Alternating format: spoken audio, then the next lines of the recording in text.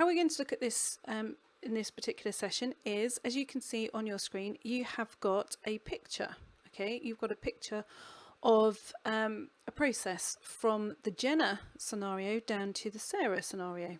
Okay, so the Jenna scenario is at the top and the Sarah scenario is at the bottom. If you're not quite sure what I'm talking about, then you would have seen an article come through to you prior to this session to show you that kind of process of how someone makes that transition in to this deeper level of themselves and deeper level of their insight.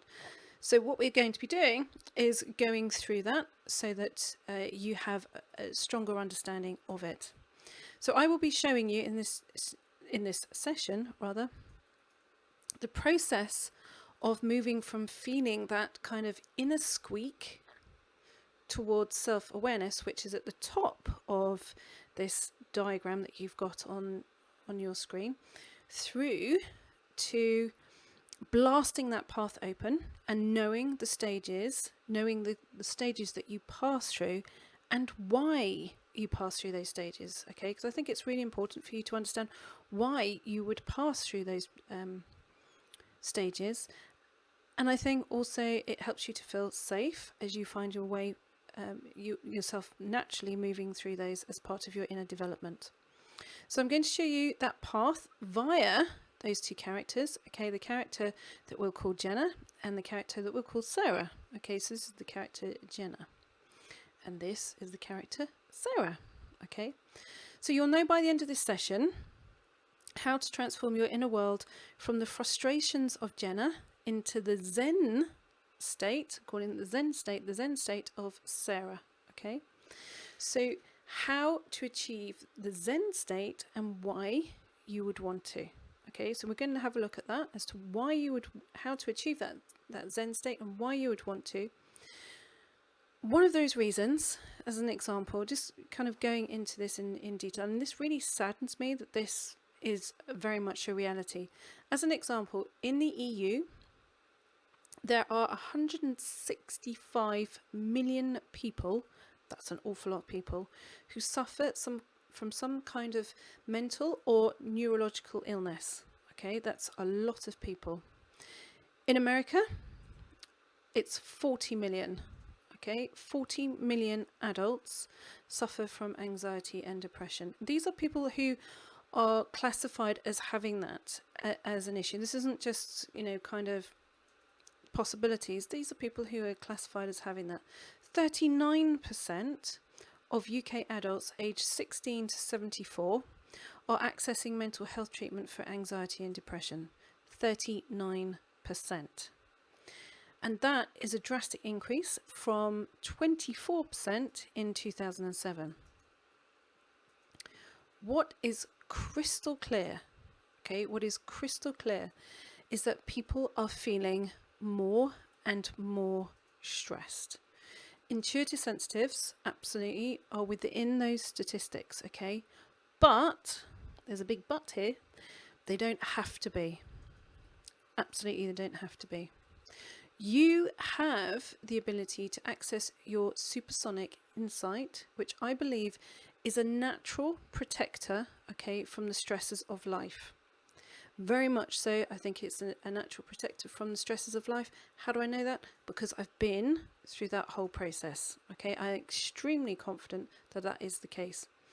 And to reach that state of inner calm, okay, which is a natural, not forced, a natural peacefulness. And we're all reaching, okay, as intuitive sensitives for something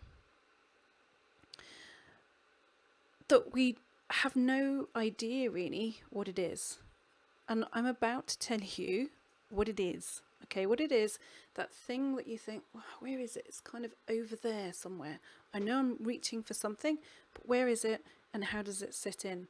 So hang on in there, okay, because by the end of this session, you will really have a very strong understanding of that. And I'm going to show you that path to a natural Zen state, okay, through that journey of Jenna, who's at the top of that diagram, to Sarah, who's at the bottom of that diagram. Now, if you haven't had a chance yet to go through that article, It's a long article. Maybe you've been busy, or maybe you got lots of snow and you're snowed in and you've got an opportunity to sit down and read it through. I'm encouraging you to do that after this session.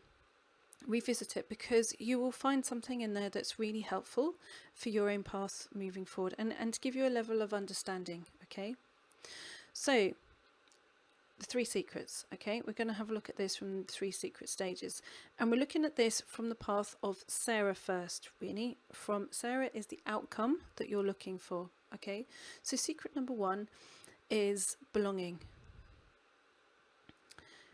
Do humans need a sense of belonging?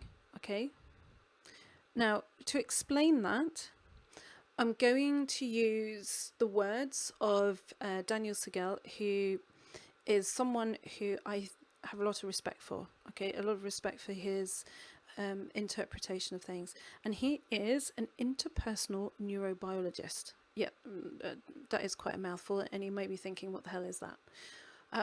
But that's what he is. He's an interpersonal neurobiologist.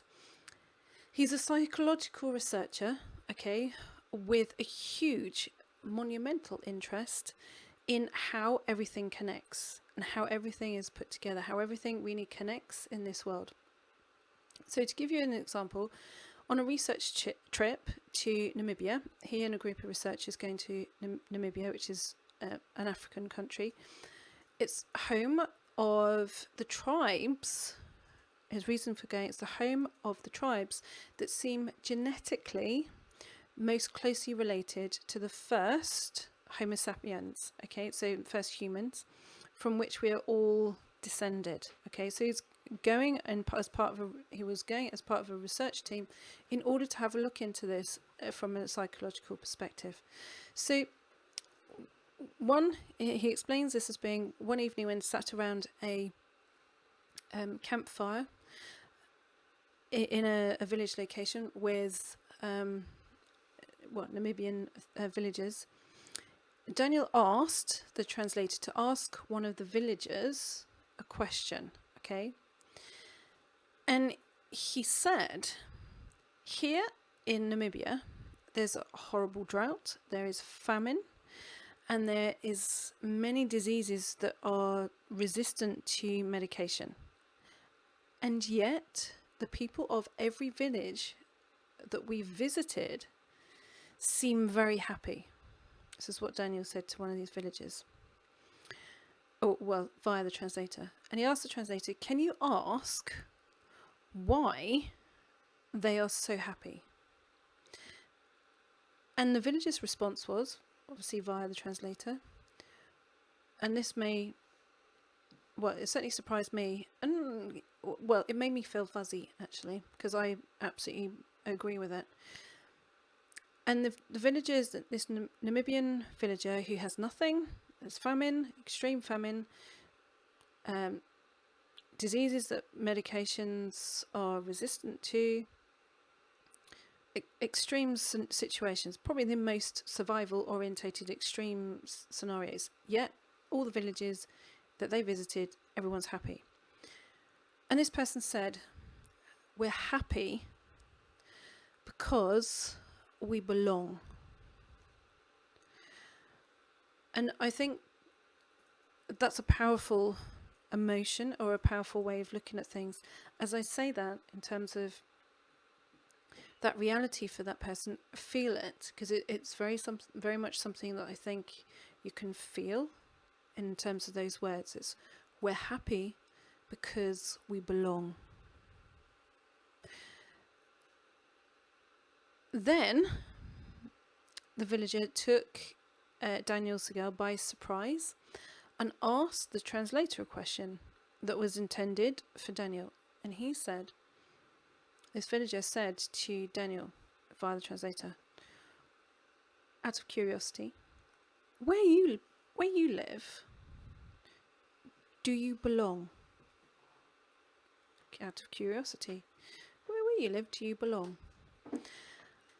And Daniel Siegel uses the example that he had a similar response that most people in the Western world would do or do have.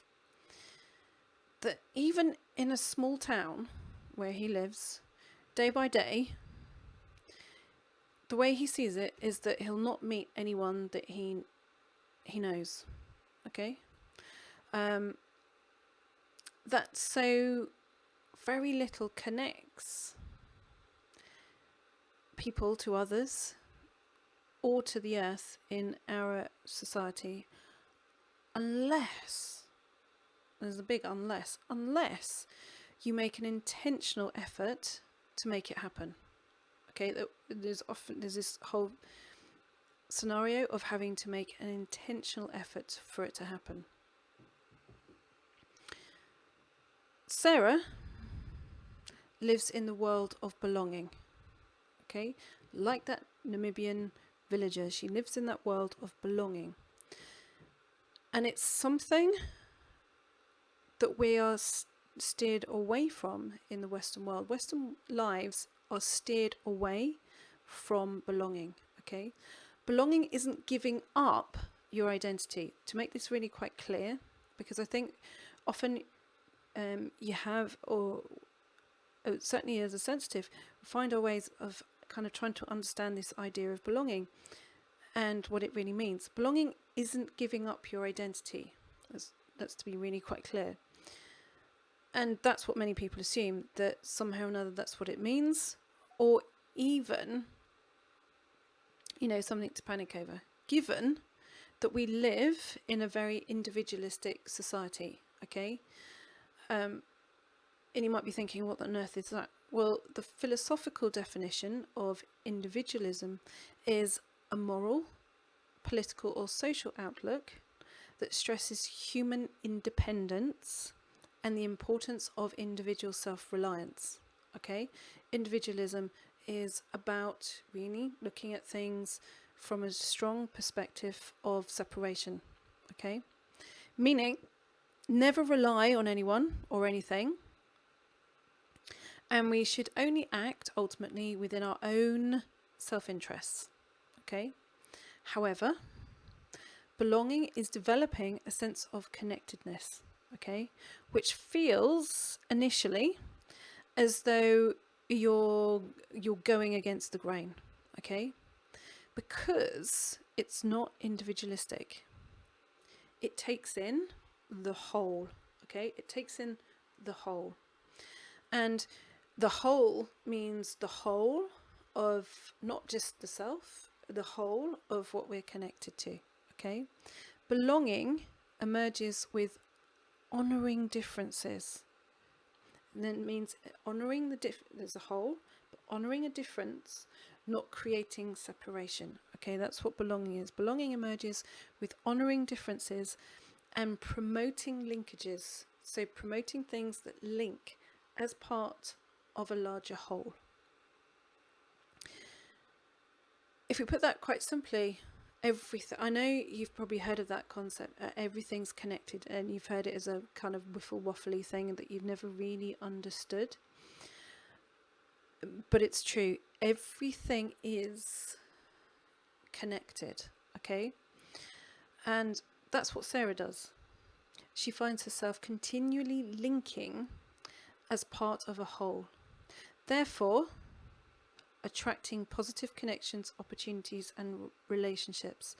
If you look at it from the sense of the whole, in terms of that connectedness, not from the perception that we are separate and individual, okay, but we are heavily trained towards seeing ourselves as separated and individual. If you can see yourself as part of a giant ecosystem, almost as though if you look at as an example, the universe, if you look through, is it the Hubble telescope? Yeah, it's the Hubble telescope. And it's reduced in size.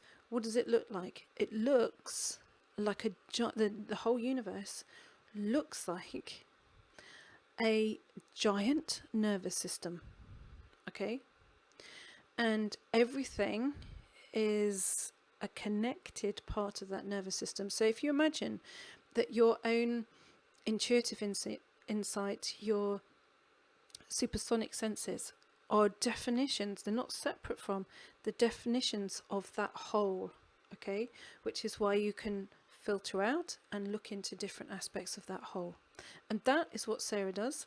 And then Sarah finds herself in that position of attracting, or being able to attract, positive connections, opportunities, and relationships. However, she's able to do that without going outside of our society's understanding, okay? Because you might be thinking, well, okay, if I want this sense of belonging, then I don't belong to the society that we live in, and then that doesn't feel like I'm belonging, it feels like I'm separated. So how does that work?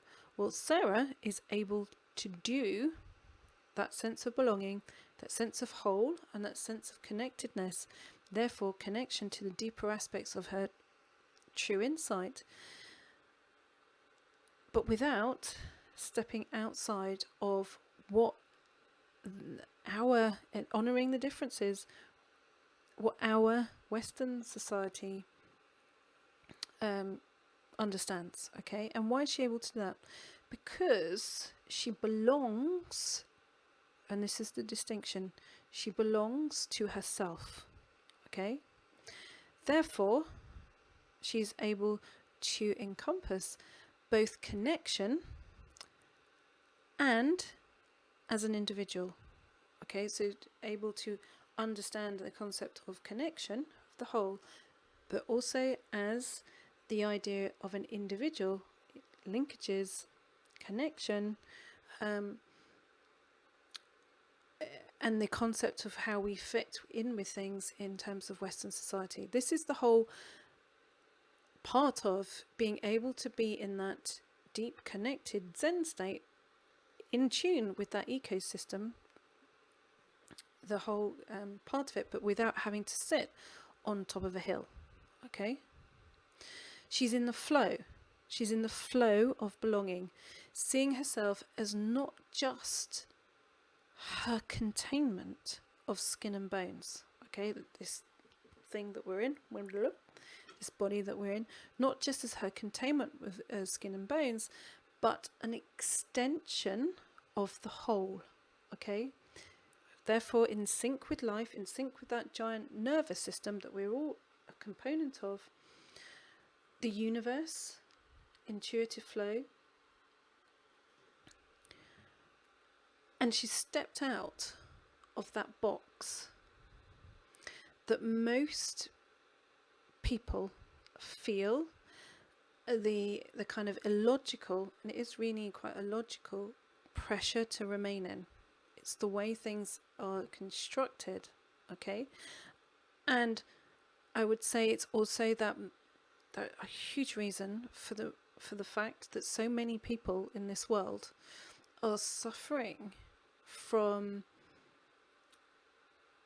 the illness of separation, okay? The illness of feeling separated from the whole, which I would say is anxiety and depression, okay?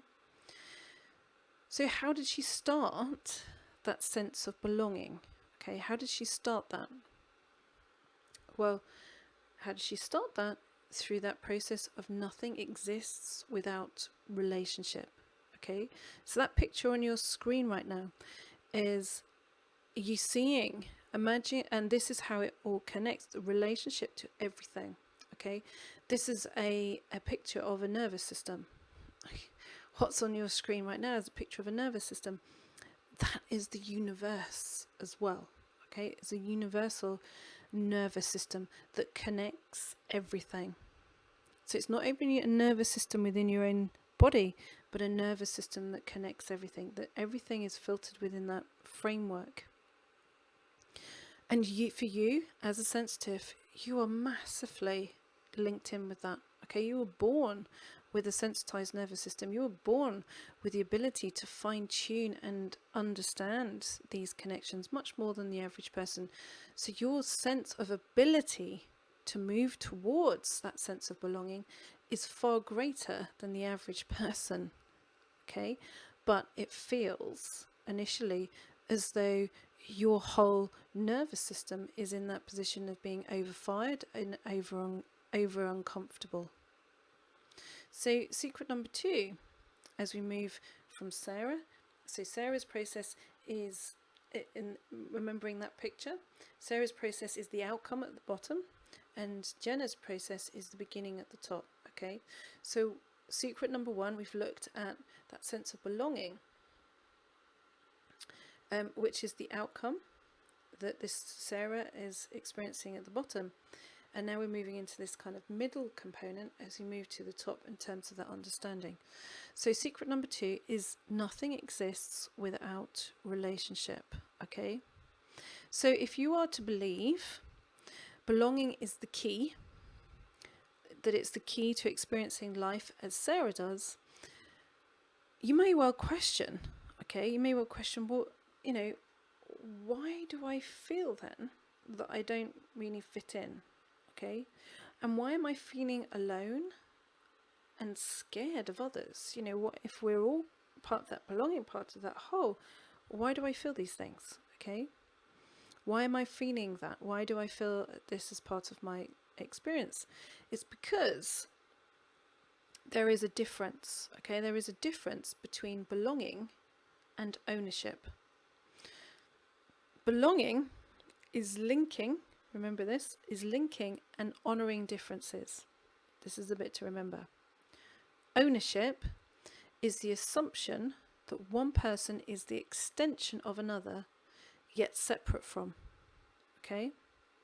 It's the view, do as I say, not as I do, and if you don't, you're unacceptable. Okay? So feel that in terms of what that is as far as ownership is concerned. At some point or another, because all sensitives have been through this, you wouldn't be on this session if that hadn't existed in your life at some stage, and maybe you felt it more than once. Okay, that you felt in that, rather than belonging, you felt in that space of ownership, as in you felt owned by someone, or someone has claimed ownership over you, and you felt that in your nervous system. That's not belonging. Okay, that's separation. When people try and do that, and they try and create that sense of ownership, and feel the difference. When I was talking about belonging, and now feel the difference in what it feels like to feel owned. There's a big difference as far as that's concerned. Owned feels cold, okay, and it's not about connection, it feels like separation. Okay, and it is that view of, and plenty of people exercise that view, and this is also that one of those diseases of individualism, the kind of superiority and separation. It's the view, do as I say, not as I do, and if you don't, you're unacceptable. Okay, sometimes that is actually said, sometimes that's actually said in some dynamics. Other times it's implied, so you can feel it as an undertone, you can feel it as something behind, you can feel it as an undertone scenario of something that's going on. What does it do to the sensitive? What does it do to the sensitive individual? What on earth does that do to you? It grinds down your worth. That ownership thing grinds down your worth, and it makes you reluctant, very reluctant to trust. The fact is, if you can't trust, and this is where that whole dynamic comes from, you want to belong, you want to feel that part of that whole and feel that connection, but there's this other thing that kind of creates this sort of enhancements of the separation. If that has happened to you, where it's ground down your sense of trust, you can't.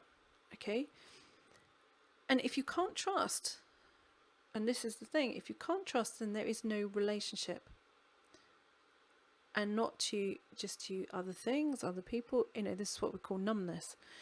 Not just to, you think, oh, related to this or relationship to that.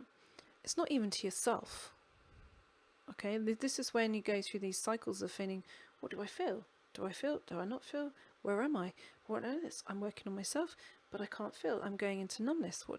Because it's that sense of the triggering of ownership, feeling owned. This is why you feel you don't fit in, okay? Why you have, or you do feel right now, that you felt alone, and why you felt scared of others, because you've tried to get into that space of belonging, and you've felt that they had their idea of belonging is ownership, okay? And that ownership aspect has then created that sort of feeling of separation, and feeling of separation from the whole, because for you as a sensitive, and with that sensitized nervous system, you can feel the underlying thing that's sitting there, the aspect of connection, and you're trying to get back to that. You're trying to get back to that sense of belonging, but there's this individualist separation, superiority thing, and ownership kind of stuff that's a disease through aspects of how we've been trained in life, that sort of sits on top and clouds your ability to see, okay, to see that aspect of belonging. And all of that is because you've experienced belonging, your idea of belonging, as ownership, okay? Therefore, you are reluctant to be drawn into things in case belonging means owned, okay? And for some of you, that's been really uncomfortable. If you're anything like me, in that kind of stage of that was really, really uncomfortable, okay? And I get it. I completely get it. I completely understand it. And I know what it feels like. Okay, I really do know what it feels like. I'm not, just saying that. I really do know what that feels like. And I'm saying to you now, the other side of that is well and truly worth it. Okay, but I'm just explaining as to why these things will have happened, and you therefore find yourself drawn into being afraid, or certainly reluctant, in case being drawn into things in case that belonging that you're looking for then means being owned. Okay, so the answer to this, the answer to telling the difference between belonging and ownership, okay, and how do you tell the difference between those, is Mindsight, okay? And what does that mean? Well, Mindsight is a view, okay, that nothing exists without belonging. Mindsight, therefore, is the journey, okay? Mindsight is the journey to belonging. So what does that mean? Okay, going back to Daniel Siegel, one of my favorite people, describes Mindsight as a kind of focused attention that allows us to see the internal workings of our own mind. Okay, so let's say that again. Mindsight is a kind of focused attention that allows us to see the internal workings of our own minds. Okay, helping you to become aware of your own mental processes. Okay, you're becoming aware of what your own mental processes are without feeling, knocking things flying, swept away by them. Okay, so becoming aware without thinking, whoa, I'm going somewhere I don't want to go. Mindsight is about becoming aware, but without feeling swept away by them, and moving you on from that kind of autopilot response that's been ingrained as reactive emotional loops. Okay, so a lot of those ingrained reactive emotional loops, and where it's been stuck, is because it hasn't been your framework hasn't been moved into that space of Mindsight. It's been stuck in that sense of ownership, that you've been stuck in this sort of sense of somewhere along the lines that you belong to somebody. And that's why loads of sensitives are really rebellious. I'm a classic. Okay, if someone tells me to go that way, I go, why do I have to go that way? What's wrong with going that way? And we are very good at doing that, and we're very good at saying, no, I don't want to do that. Because as soon as we feel there is any kind of sense of either ownership being taken over us, or that it's not in line with our belonging. Okay. So really, Mindsight is really that shift from name and shame your emotions to something very different. Name and tame. Okay, so it's the move in terms of your emotions from name and shame to name and tame. People are great at naming and shaming. We are fantastic as sensitives as naming and shaming our own emotions. Name and tame becomes a completely different place. Okay, it moves into that space of belonging. So if you think about it, so name and shame, feel that energy. You can do that really well. Okay, won't be in your head space, it'll be in your body space. As I say that, name and shame, you'll be going, I feel a bit, you can feel yourself removing. Okay, and some people can do that. Pros at the sense of separation are so separated from it that they then project that heavily onto another person, and then that's when you get the narcissistic behavior, and people won't take any kind of ownership of their own emotions. To the name and tame, feel that's a very different energy.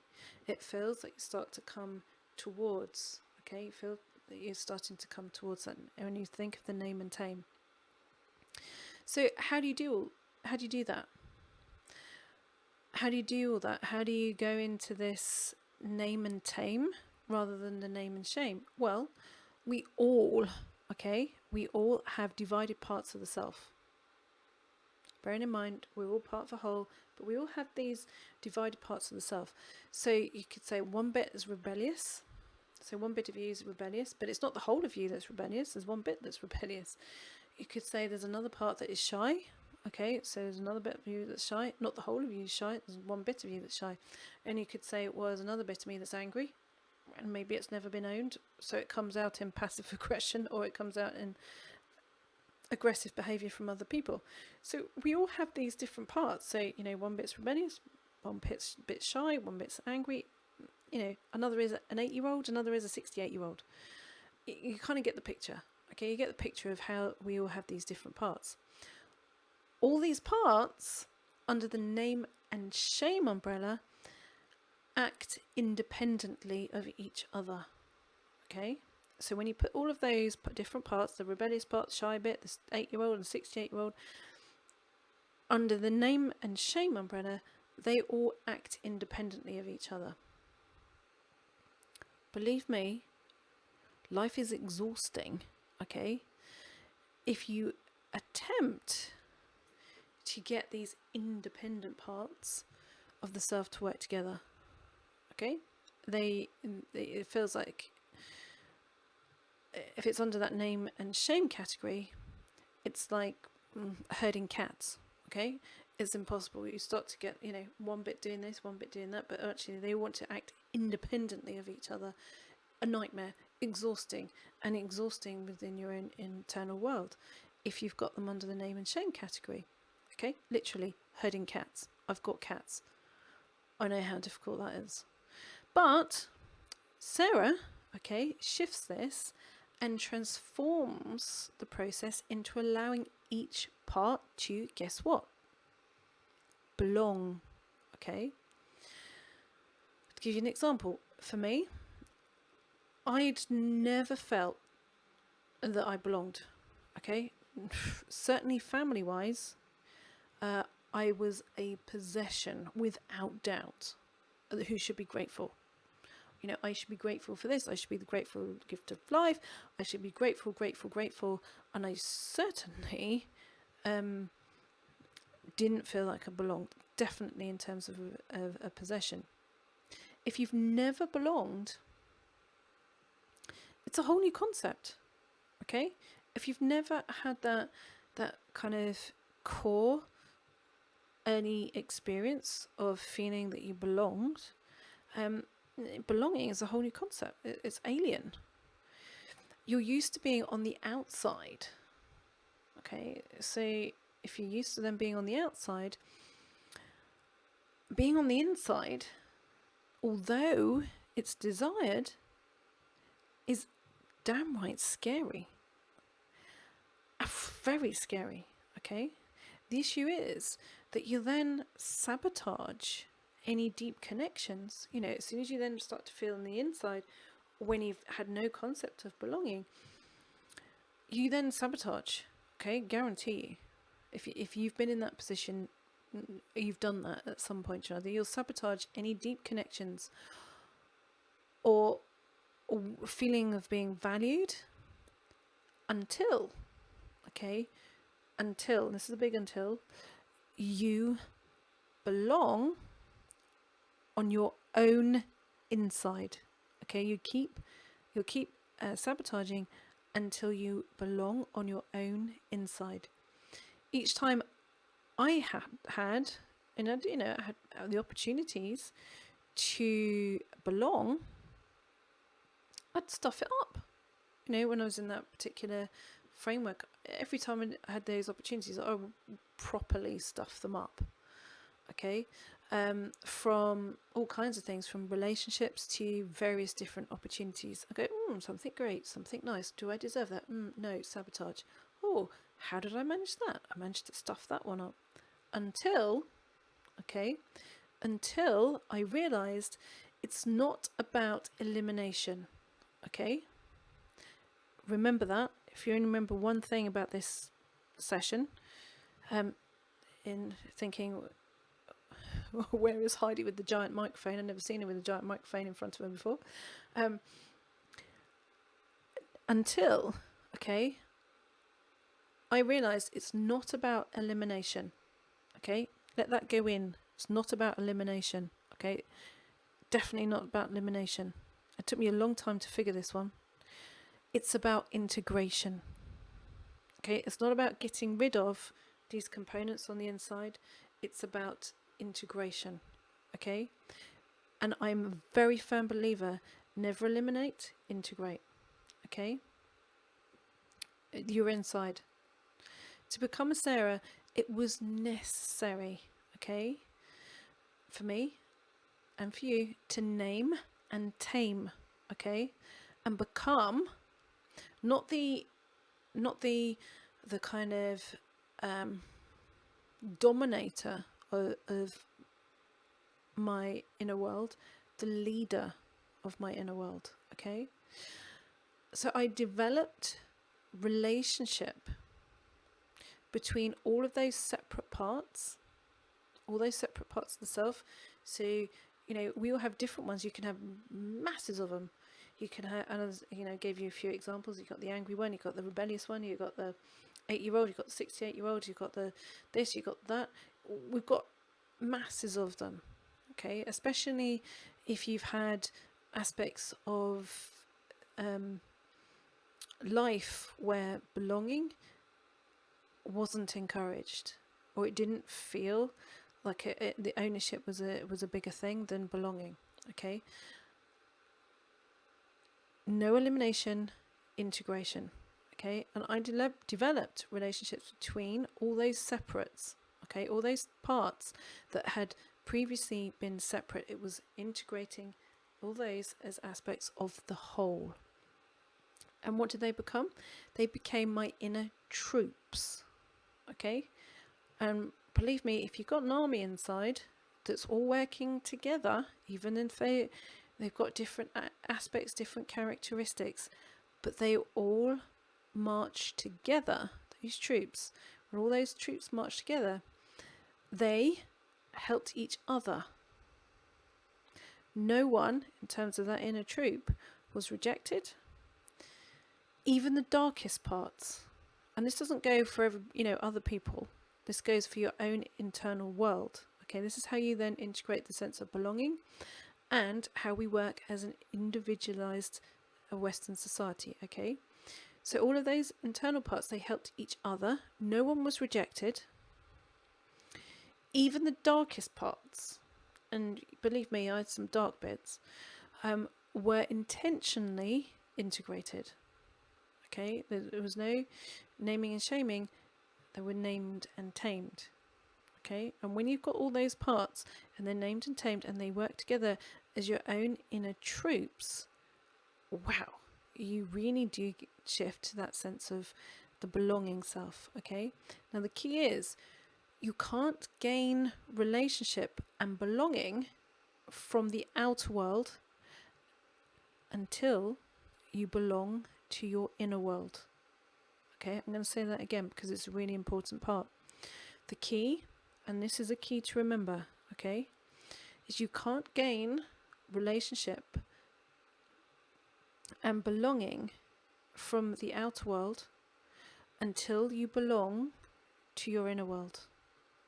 Belonging to your inner world means that you, and I mean this is very, very true, okay, and I know because I've gone through this and I've experienced it, and I mean it, this is very true. Belonging to your inner world means that you'll never, and I'm being really clear with the never, feel alone again. Okay? Even when you feel that you have nothing on the outside. Very much like the Namibian villager. Okay? Absolutely just like the Namibian villager. So how do you get to the stage of name and tame? You'll need to allow, okay? You'll need to allow the transition to confidence. Okay, so secret number 3 is the transition to confidence. Starting the deeper path in terms of your keys to the kingdom, very much in terms of supersonic insight, you must first believe, okay, this is now going to the top of that diagram, okay, if I was in the studio and you'd have that, I'd have that behind me and I'd be able to point to it, but in your mind, kind of take yourself back to the beginning of the session, and certainly you will be able to have a look at that diagram in detail. And you can look at it in detail. Maybe you have already, because you had that in the article that's been sent to you. Okay, prior to this session, and go back over it, and it probably make a whole pile more sense to you right now. Okay, so we're now at the top. So Jenna beginning that process of her transition into this deeper part of herself. We can all play around with working in terms of an internal world. We can all play around with it. In fact, loads of people play around with it. They go, oh yes, I've just taken up this, and not really doing it. Okay, they're kind of playing with it for a bit. You're all doing it, believe me, because you wouldn't be on this session if you weren't. Okay, I tell you that now. I would have bored the pants off you ages ago and you would have disappeared. Or you would go, I haven't got a clue what you're talking about and I can't be bothered. The fact that you're here is very clear indication that you are going to that deeper stage, whether you really like it or not, basically, kind of, because once you're into that, it starts to happen, and you can either resist it or you can go with it. I would say it's easier to go with it, but it's hard to go with it when you don't understand it. So hopefully at the end, this session is giving you that ability to kind of have a clearer idea of how that works. So how you then start to go into that is to deepen that relationship with yourself. The very first thing in terms of Jenna's transition into Sarah is confidence. Okay, and doesn't mean then you kind of go, I don't feel very confident, Heidi. How do I suddenly go from, as the picture on here, so nervous to confident? Is it just literally a flick of a switch? Well, in order to get into that place of confidence, you must first believe that you can find that true sense of belonging. Okay, that's the way that you're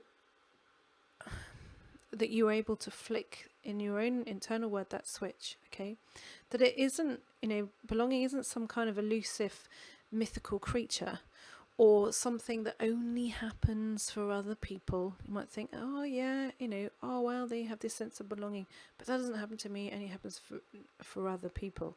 Of course, as part of our journey, we kind of initially think that, because especially if we've been around that energy of ownership rather than, or ownership has been our experience rather than the true sense of belonging. If we've had a true sense of belonging, and definitely in terms of connected family scenarios, then we've got a head start. But for the majority of us, that hasn't felt the case. Okay, that hasn't felt like it has been part of the process. So in order for you to really make that transition into that position, it is about understanding that you have the confidence to believe that the sense of belonging actually exists. That, as I say, it's not some elusive mythical creature or something that only happens for other people. No one, and I mean no one, okay? So if you think, oh, it's all right for that person, or it's all right for her, or it's all right for her, or all right for him, no one, and I mean absolutely no one, who mastered the path got lucky, okay? No one who mastered the path got lucky. And I've seen some massive amount of effort and people thinking that for a long time, nothing's changing. And then all of a sudden, they suddenly go, oh my, what happened? Everything has all gone into place. I feel so lucky. And whenever they say that to me, I go, for crying out loud, you didn't get lucky. You worked. I know they worked because I've seen them work. I've seen them work on it. I've seen them allow themselves this kind of snippet of confidence, allowing themselves the process of belonging, okay? Coming away from aspects of their life around ownership. And that's tough. If you've been trained as a kind of belonging to something, it's hard, especially if you've been, along those lines of parentified, as an example, okay? Parentified means that you had to grow up long before your physical years. If you've been parentified, as in you somehow or another as the child had to parent a family member or a parent, etc., you've got a you mentality, okay? You put everyone else ahead of your own requirements, and that doesn't mean your own requirements as part of that whole even. And someone who views things from an objectified standpoint, which you may have been on the receiving end of 9 times out of 10, certainly if you've been around ownership, that it's the me mentality. So their focus is the me, and your focus is the you. So guess what? When those two come together, they're all about me, and you're all about you. And you can't feel connected, you can't feel part of a belonging around that, because they're never going to allow anything to go into a position of belonging, because it's objectified. Okay, it's a thing to have. Even, rather than just a thing, I'm looking around for something to say, or a thing, I own this pen. And it's a thing, it's an object. People go into relationships based on, I'm going to own them, as though it's a pen, or as though it's an object. Okay, so no one who mastered the path got lucky. It didn't just happen on its own. Okay, sure, for some people there is a strong nudge in the right direction. Okay, and those nudges, you can only nudge as a strong universe nudge, and maybe you had a strong universe nudge at some point, something that's kind of pushed you into a line of energy that goes, whoa, look at this world here, this part of your connection and through your nervous system that opens things up for you. But you can only nudge, okay? So even the universe can only nudge. It cannot force. And this nudging starts way back, even for Jenna, okay? Jenna found herself on a spiritual path. How does she find herself on a spiritual path? Because of a universal nod, okay? As I say, a universal nod or a universal nudge. It's kind of a nod, right? Okay, in to this line of awareness. You can then choose, Jenna could then choose and go, okay, or she could choose to ignore it. But it threw her into the path of the enlightened self, for which you could say then Jenna dabbled with, okay? When I was in Jenna's shoes, I was playing with it all. Absolutely, I was playing with it all. But ashamed, really, that I had a strong inner push towards spiritual perspectives. You know, I'd say when I was in that position, I was kind of ashamed of it, sort of, and I was ashamed of feeling intuitive and psychic insight. Dirty word. You know, I used to worry massively in those Jenna days about what others would think. If they, you know, some of those things, I think, well, are they going to think that I'm going to wrap myself in a headscarf and call myself, I don't know, Mystic Meg, and grow my fingernails extra long and sit in a, well, actually I am sitting in a dimly lit, and now I'm sitting in a dimly lit room, gazing into a crystal ball. I used to worry about those kind of things. When it's like, walk up, people are going to think of me, you know, all of that kind of stuff. I was afraid, absolutely, of becoming a stereotype. Really, was I afraid of being a stereotype? No, the real fear was of failing, of having to go backwards, you know, having to go backwards with my tail between my legs. And I think, you know, that for a lot of us, that's a giant fear. And definitely in those kind of had those nudges, and in those Jenna days, it was that I was worried about. I was bouncing absolutely from one thing to another, really bouncing from one thing to another, waiting for the magic bullet to find me. You know, something to, that's the magic thing, you know, to find me. Why? Because it's easier. Okay, it's easier to think that you'll be rescued. It's so much easier to think that you'll be rescued. You know, an example of this is a very famous example. Dr. Viktor Frankl. Okay, he was a psychiatrist that was taken as a prisoner during Second World War in a Nazi camp, and he was in Auschwitz. And he wrote a book, I'd say a brilliant piece, called Man's Search for Meaning.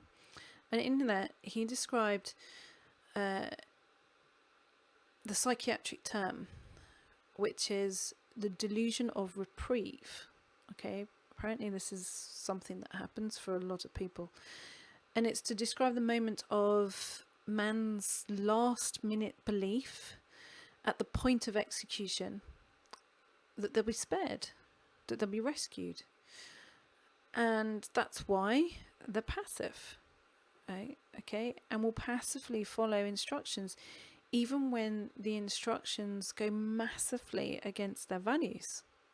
It's easier, you know, it's that kind of whole, oh, well, okay, well, if I do that, maybe I'll be spared, maybe they'll be nice to me, maybe they'll change, maybe they'll be different. You know, we've all been there, okay? And you do that as well. You've done that at some point, passively, you know, the passive sleepwalking through life until something, your intuition, your insight goes, taps you on the shoulder. But you have to own the confidence. Okay, you have to actually own the confidence to confront the challenge and step forth. And you already have it. Okay, you already have that. You already have that. And you think, oh, do I really have that confidence? Oh, yes, I do. But you wouldn't be here otherwise, quite frankly. it's been part of something that's been there for you. You're already committed to making a massive transformation within yourself, and you're already on that path. You already have it. You already have that capability, because as I say, you wouldn't be here otherwise. You certainly wouldn't be here listening to me yabbering right now. Okay. And you do all that by taking charge. Okay, you take charge of your transformation. You cannot expect your transformation to take charge of you. Simple as that. You cannot expect for your transformation to take charge of you. If you're ready, okay, if you're ready to take that feeling of wanting to feel in charge of your transformation, and you're thinking, actually, yeah, I'm getting excited about something and I'm not sure necessarily what I'm getting excited about, and you want to move deeper into your journey into that Sarah space, and I'm going to say more confidently, but actually, confidence is that you're already starting that process, that journey from moving from Jenna into the Sarah space. But you think, actually, I want to accelerate that. I want to open that path up. I don't want to have to figure it out on my own. I want to make it easier. I had to do the whole process, figuring it out on my own, because I started that a long time ago. Okay, a long time ago. And it was very much on my own, because there wasn't the things there. There wasn't anything there to help understand and to figure that. I do this stuff. Okay, I do these presentations, I do the research, if you could have a look around even my office, I've run out of shelf space, because I keep running out of shelf space. There's more and more shelves being built, because I like to research, to create, to put these things together for you, because I try my best, and I'm going to get all emotional now, to provide for you what I would have loved to have had when I felt that there wasn't anything there. Okay, when there wasn't anything there. And yes, my contribution is part of my connection. How I found that Sarah space is part of that connection to the whole. That what I try to do, is be part of that connection to the whole, to be part of the big giant nervous system, and contribute to putting those things together so that it feels easier for you to own your sense of belonging. Because I know what it felt like to feel owned, and I know what it feels like to feel belonging, and I know what it feels like, the safety of it, and what it feels like to be belonging to yourself. Okay, and being absolutely perfectly able to function well in the world of the sensitive, but in the world that we live in. Okay, and to feel that it doesn't disrupt you, it you can work within flow of that, even when you are incredibly sensitized, which I am, very much so. So I do what I do because I want to help you have the same experience